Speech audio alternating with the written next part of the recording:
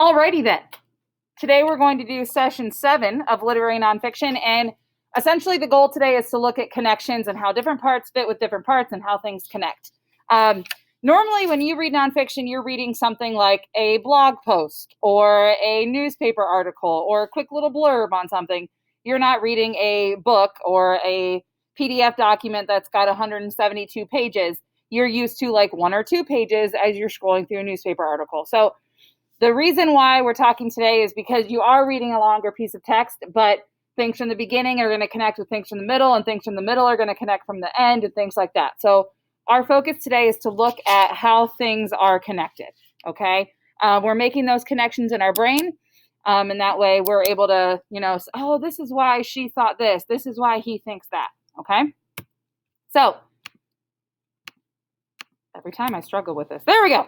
So far, we have done a lot of reading, and we are going to do more reading because our goal is to get done with our books in about a month or so. We have had a chance to talk with partners. We're going to continue to talk with partners, and it pushes you to explore more complicated topics. You're jotting things in your notebook. You're taking notes. And so we're working on, themes, central ideas, social issues. We've looked at arguments. We've looked at characters' perspective. We looked at authors' positions.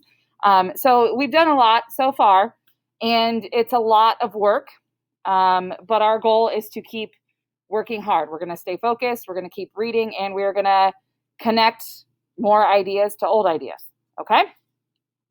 So down here in the green, as you keep reading, you're going to find that making connections across parts is powerful, but also challenging with your work, okay? So maybe, there we go. Here's what we're going to do, and I want you to write these 3 steps. You don't have to write them word for word in your reader's notebook, but write these 3 steps in your reader's notebook about making connections, okay? The things that you're going to do is ask yourself, number 1, how could this be connected to something else that's already been in the text? Ask yourself why this is here, and maybe if it doesn't connect, could it connect to something bigger? Could it be there for a bigger idea or a bigger issue? Okay, so go ahead and take a second to write these 1, 2, 3 down, and then we'll come back together here in a second. All right, so we are going to read the section called Warbirds. It is part of Hidden Figures, and you're going to ask yourself, does it have to do with topics that we've already talked about? Does it have to do with World War II? Does it have to do with Dorothy Vaughan? Does it have to do with segregation or racism? Or women getting those opportunities for math and science jobs? Does it relate to new or old information? Does it create new information? Where does this connect with the whole story that we're learning about with Hidden Figures? So this one's called Warbirds. African Americans carefully read every newspaper article about the Tuskegee Airmen, a group of Black military pilots who fought during World War II. As with any other flyers, their lives depended on knowing their plane's strengths and weaknesses and every response it would make as it waltzed through the sky. By the summer of 1944, the men of the 332nd Fighter Group were flying North American P-51 Mustangs.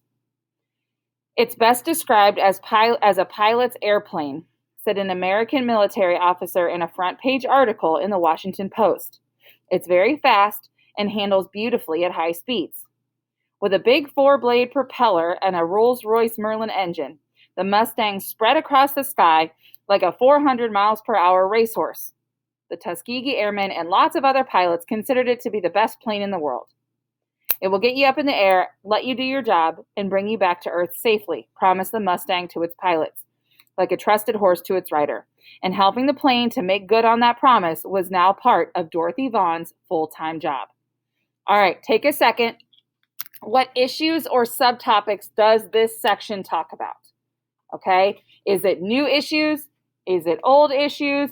What are some things that are going on here? Okay.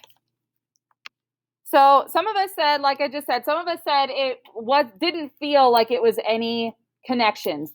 But the fact is, when they were talking about the pilot, military officer, all of this where they're doing their job and bringing them back to Earth safely was related to World War II. Dorothy Vaughan's job was there because of, she's able to be a part of this because of her new job with NASA.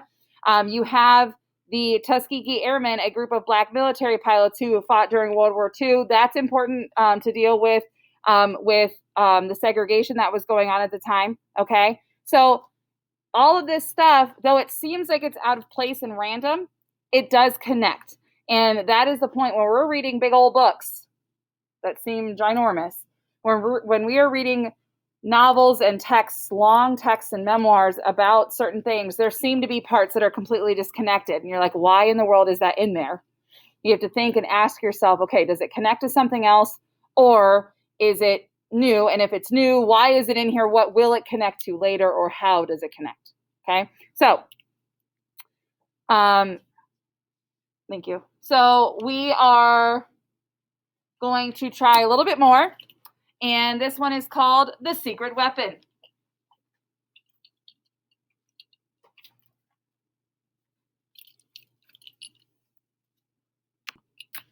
Okay, The Secret Weapon. But Dorothy couldn't really talk to her friends and family about her work. During World War II, the National Advisory Committee for Aeronautics wanted to defeat Germany by air, both by creating planes capable of destroying their targets and by coming up with technological advancements that would give the United States a military advantage. The Langley Laboratory was one of the United States' most powerful weapons, a secret weapon hidden in plain sight in a small southern Virginia town. While the performance of the Mustang airplanes fighting overseas was a topic of front-page news, the daily work of the West computers and others in the lab was considered sensitive and even secret. Bosses told their employees to stay on the lookout for spies disguised as soldiers or people who might try to get valuable information from laboratory employees. AirScoop, the newspaper of the NACA, sounded the alarm.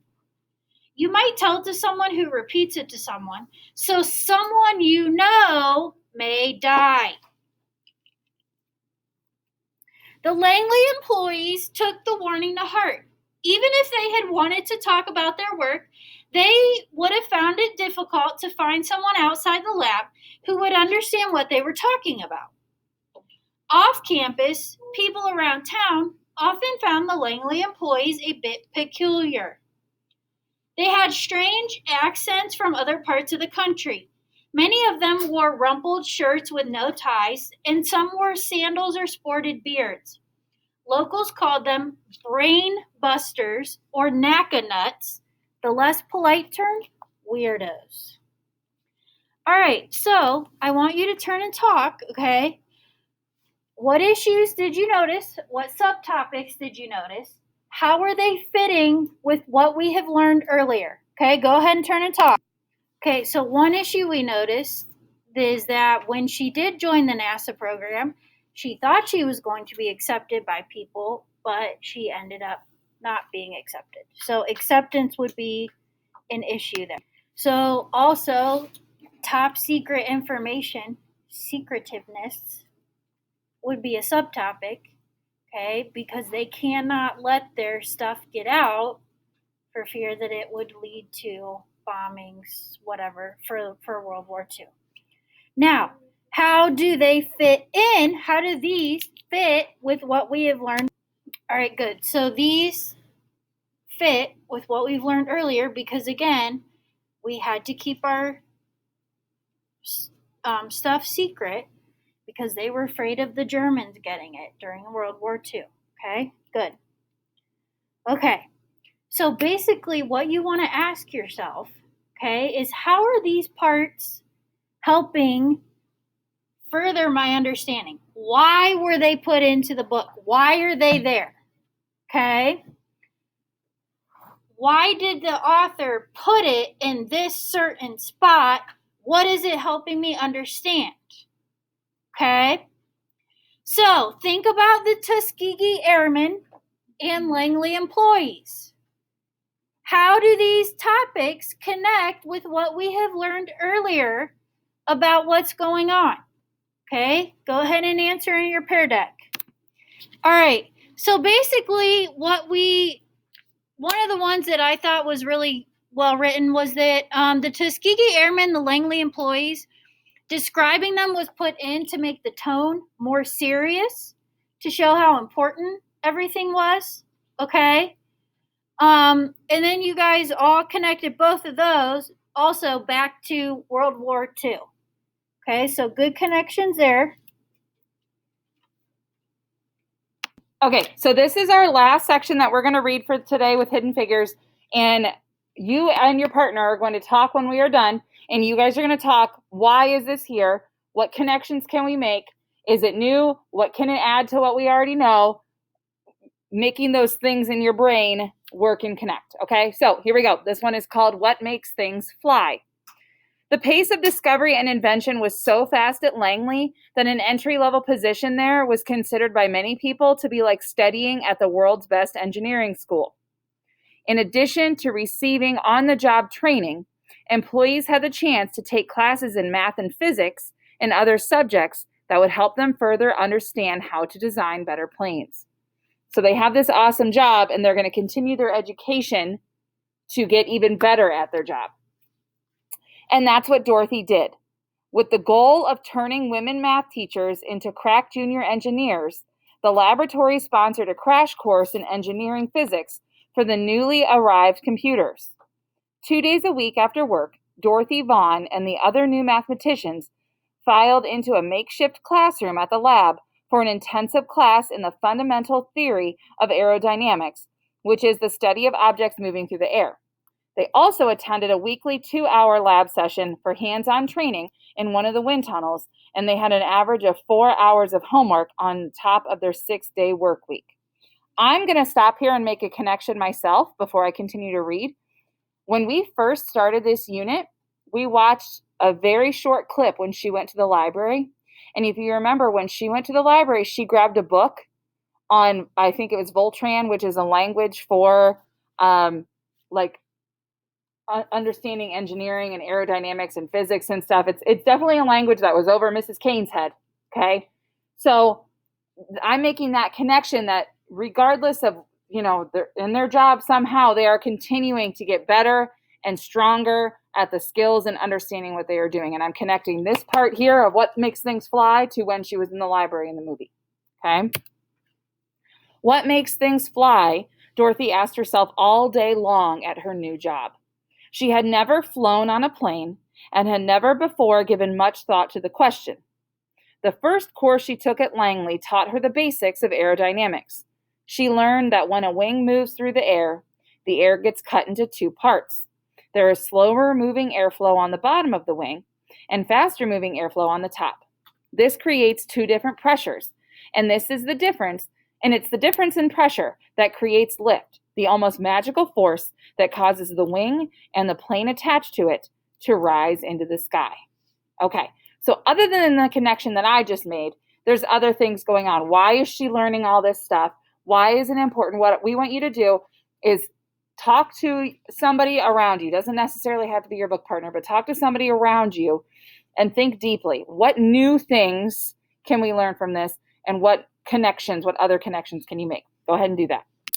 Okay, so a couple of the things that people said was understanding how her job is and how it works. And somebody else mentioned just how far she has come and things that she is learning and her new opportunities. Okay, so now it is your turn with your book. So you're going to have about 20 minutes to read. You can review, take a look at your notes so far. What things have we looked at? What are some topics? What are some issues? What are some things that are going on in our book? And you are going to read on and see how we can make new connections, see how we can understand things better. And your task is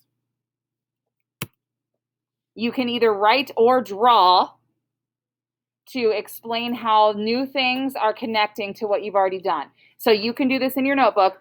You can write or draw. And if you are choosing to write some ideas that you can use, it's gonna show up on my screen. You can say, it seems like this part could connect to this part because this part focuses on this issue, this part adds to or contradicts, makes this part seem not so right. The author included this because, maybe asking questions, this is making me think that. So you're going to use these kind of sentence starters to help you jot down how connections are going. And again, you're going to skim your notes, and then continue reading and jot down what new is there. Okay? All right, I will freeze this on the screen, but otherwise, off you go.